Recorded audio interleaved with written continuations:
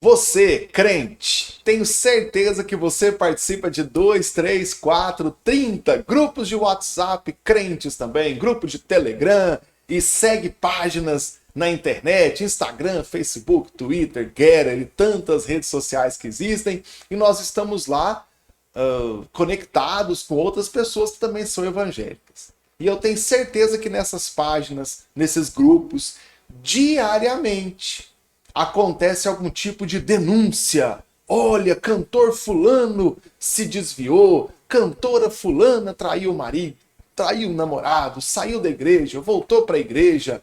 Ah, tal pecado surgiu, cuidado com essa moda crente, cuidado com esse comportamento. Oh, bom, pessoal, alguns exageros precisam ser mesmo alertados para nos impedir de cometer erro. Alguns pecados, alguns falsos ensinos, alguns não, todos, né? Pecados, falsos ensinos, desvios bíblicos, desvios dos ensinamentos bíblicos devem mesmo ser apontados e corrigidos, porque esse é o nosso papel. Quem me acompanha no canal Café e Teologia vê quantas vezes eu me posiciono aqui contra exageros da igreja. E eu falo tanto de coisas simples quanto de questões teológicas mais profundas, que requer até uma análise mais completa. Por exemplo, há alguns dias eu fiz um artigo e fiz um vídeo comentando dessa moda das igrejas pretas. Em resumo, eu acho que a cor da igreja é uma decisão dos irmãos lá, que cor que vai pintar, tá? Mas é complicado quando eu faço uma igreja para se parecer com uma boate. Se você mudou o layout da igreja, fez reforma para parecer com uma boate, pô, irmão, a sua inspiração está sendo a boate? Não, não é a boate, não, vamos só usar a cor da moda. Beleza. Mas se eu usar a cor da moda para agradar somente os jovens, eu vou expulsar os mais velhos da igreja. E os idosos da igreja, os irmãos mais maduros devido à idade, são quem nos sustenta moralmente, que podem nos dar conselhos, podem nos ajudar. É complicado fazer uma igreja voltada só para jovem. Como também é fazer só para velho, só para criança. Tem muita igreja por aí mesmo que é uma igreja feita para velho. Tá? Ninguém de meia idade para baixo consegue ser crente lá de tão chata que é a congregação. Então, assim, eu faço essas críticas aqui o tempo todo, quando eu vejo que são exageros. Mas tem uma questão, e eu tenho medo disso, de que a minha crítica ela passe a alimentar o diabo, que a minha crítica passe a alimentar as trevas.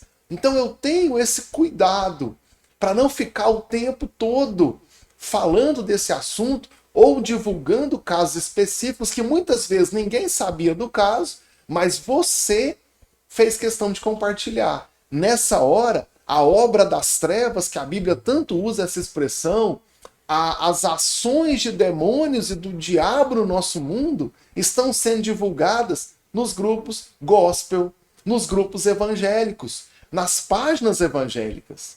Eu segui no Facebook muitas dessas páginas, até me mantinha informado do meio gospel aí, só que eu comecei a perceber que essas pessoas só divulgavam polêmicas. Nunca tinha uma reflexão bíblica, nunca tinha um conselho bíblico, nem versículos sequer essa turma compartilhava. Mas era só uma fofoca gospel que estava lá compartilhando a danada da fofoca gospel. Até que um dia, quando eu parei de seguir todas, uma a uma fui desmarcando lá. Foi quando tinha uma matéria de uns 3, 4 meses atrás e eles lançaram ela, criticando e tal. Aí eu dei uma olhada, naquele dia não tinha mais nada.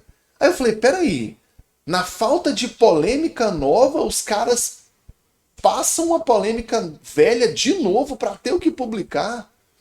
Quem sai ganhando com essas críticas? É a igreja? Quem sai ganhando com essas publicações? É o Evangelho de Cristo?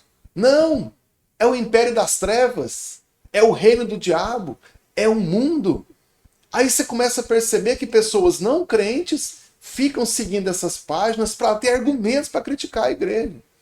Ah, mas eu tenho que alertar. Você está alertando quem especificamente? Então tenha cuidado com isso.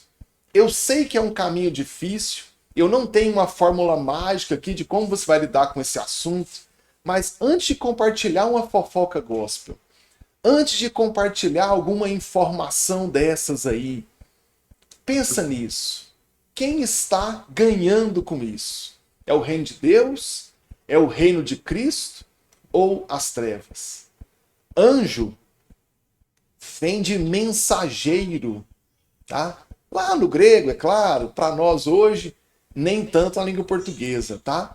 Mas quando eu falo de anjo, eu falo de um mensageiro. Se eu estou levando a mensagem das trevas, eu estou sendo um anjo servo do diabo.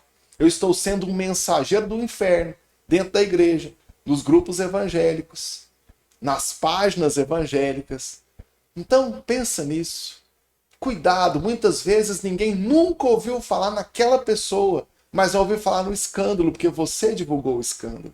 Muitas vezes nunca ouviu falar naquele dado cantor, pastor, igreja, congregação, denominação, mas agora sabe porque você fez questão de compartilhar. Então, não digo para não fazer, erros devem ser tratados, heresias, falsos ensinos devem mesmo ser combatidos, mas cuidado, para ver se o seu trabalho não é só de divulgar a fofoca gospel e fortalecer a crítica contra a igreja, ou se eu estou realmente tratando problemas e sendo uma luz para o meio evangélico, e não um mensageiro das trevas.